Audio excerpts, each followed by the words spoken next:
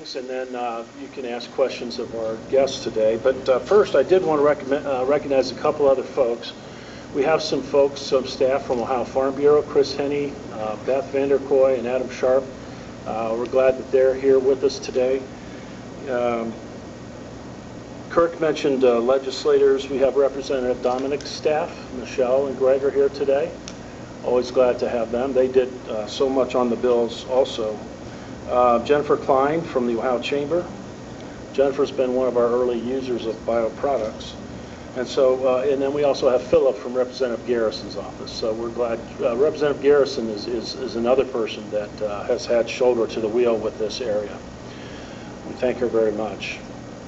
I think in the past we kind of have covered the ground of how do we get here in terms of federal and state mandates for bioprocurement. So we'll kind of pass by that today. If you have questions, we can certainly go back and look at it.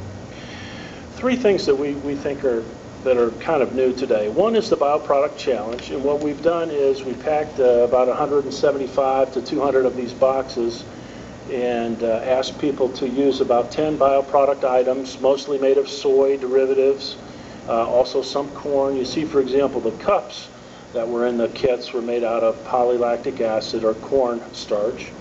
You have Kathy's items, we have items from Scott's, we have cleaners and so forth, and then we simply ask people to evaluate the products after a few weeks and drop that in the mail to us, and so we can get a sense of how they like the bioproducts.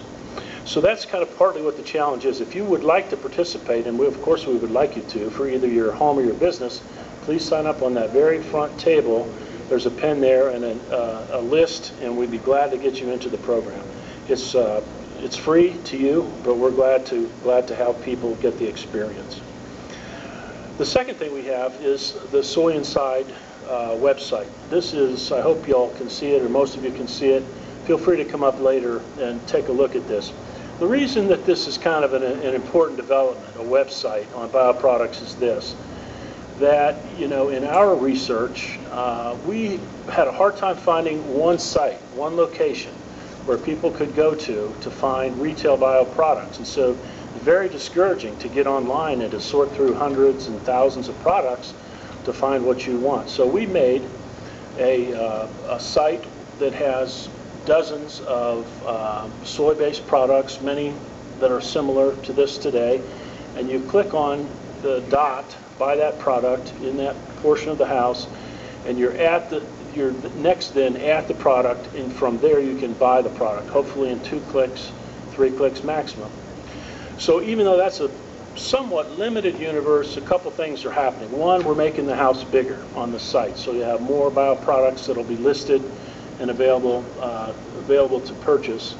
And secondly, as Senator Cafaro referred to, there are 2 important lists out there that we're connecting people to by this list so that they can still come to one site and then go out and look for more products, thousands of more products. I think the federal BioPreferred program has now authorized about 14,000 individual products to be purchased as BioPreferred products. So they'll go here, they'll be connected also to the United Soybean Board product list. We have a catalog of that back at the table. And then, as Senator Cafaro said, we'll also be connected to the United States Department of Agriculture BioPreferred site. So we think that this is a transition. The transition is, and this is the final thing we're going to talk about, is that we did some polling last summer. And the polling is very interesting. If you want a copy of the polling, is it in the kit, Ian? The press kit? No. Okay, so we have copies of the survey back on that table, I believe. And what you're going to find is that consumers are very, very anxious or eager to buy bioproducts.